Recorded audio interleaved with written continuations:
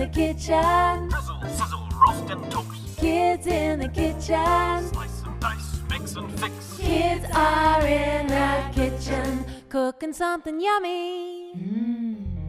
Now, if you want to find a local beekeeper, just Google Honey Map. And what the Honey Map will do is bring up a map of Australia, and all the little local beekeepers have sent their information into that. And if you have a look at a map near your house or near your address, you'll find these little honey pots. And that little honey pot will tell you where a backyard beekeeper is in your area. And they'll give you all the phone numbers, all the email addresses, and you can just call them and get your local grown honey.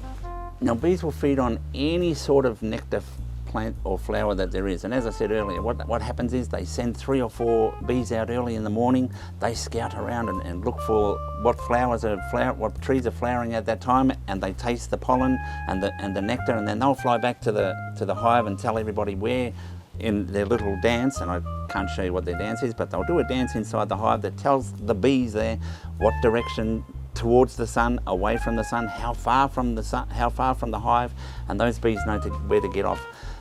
Any sort of plant, even weeds, that people pull weeds out. Some of the weeds that are in the ground are fantastic for bees and pollinating. And so if you ever see weeds in your ground and they've got flowers, leave the flowers for 2 or 3 days for the bees to get their pollen and their nectar, and then kill the weeds all you want. But allow the bees to do what they need to do so that we can get all the honey we want. Everywhere else in the world there's a little bug called the varroa mite. And what the varroa mite does is that gets into the hive and starts to eat away the larvae of the bees. And at the moment, Australia is very, very lucky that we do not have varroa mite. But there has been 2 cases of varroa mite in Townsville in the last 3 or 4 months that hopefully will not get into the rest of Australia, because if the rest of Australia gets the varroa mite, we're going to be in trouble. The other killer is pesticides. You must try to tell your parents not to use pesticides in their property, because what happens is the bees get the pesticide on them. One, it confuses them and they can never ever find their way back to the hive. The other is they take that pesticide back into the hive, and that will then start to kill the bees, the worker bees that are working in there, because they've vomited back the nectar into the other bee. And as I say, that happens in 3 or 4 different bees. That poison is then going into those bees, and eventually we can kill out a whole colony because your neighbour or your parents have been using pesticides to kill insects. There's plenty of natural ways to kill the bad insects. Early spring, a beehive will separate.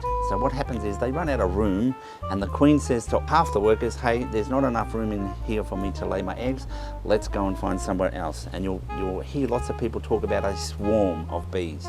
Now that is half the bees in a colony going out to find a new place to live where they can build a new colony, and so all of a sudden you can have two different colonies out of one hive. Now, swarming is a natural part of the bees.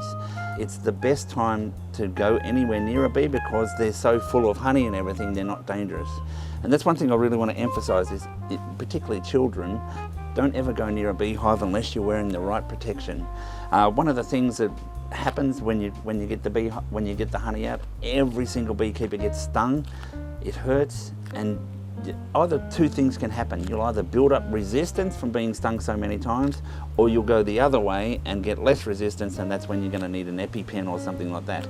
And a lot of beekeepers in winter, when the bees are dormant, if that's what the word we want to use, they'll deliberately try to get some bees out to get them to get a sting, so that they will keep the resistance in their body going the whole year rather than just 3/4 of the year. So if you see a bee swarm, let your mum and dad know. They then can once again get onto Google and find a local beekeeper who'd only be so happy to come and collect that hive, because he's going to get a hive for free. So, well, the only difference between a hive that a apiarist has versus bees in the wild is it's the same process. We're just providing them a house where they'll find a hollow into a tree or something like that. The reason we do this is it's easier to collect the honey. It's very, very hard to pull a tree apart and try to get the honey out if the bees are in a hollow, because you'd have to chop down the whole tree basically just to collect that little bit of honey. So if you see bees in the wild, leave them in the wild.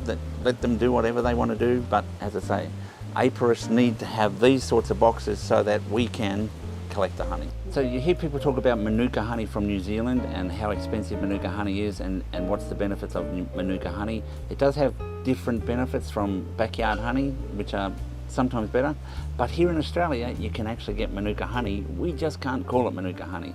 So if you look for a local beekeeper anywhere along the coast, from halfway down New South Wales through Victoria and almost all the way to South Australia, we have tea tree, and all the Manuka plant is a tea tree, and Australia is full of Manuka tea tree. But as I say, we just can't call it Manuka. So if you want Manuka honey, source on the honey map a beekeeper that's close to the coast and you will be buying Manuka honey. Now that I've told you all about the bees and where the honey comes from, I hope you're all going to cook up some really lovely, delicious things to eat.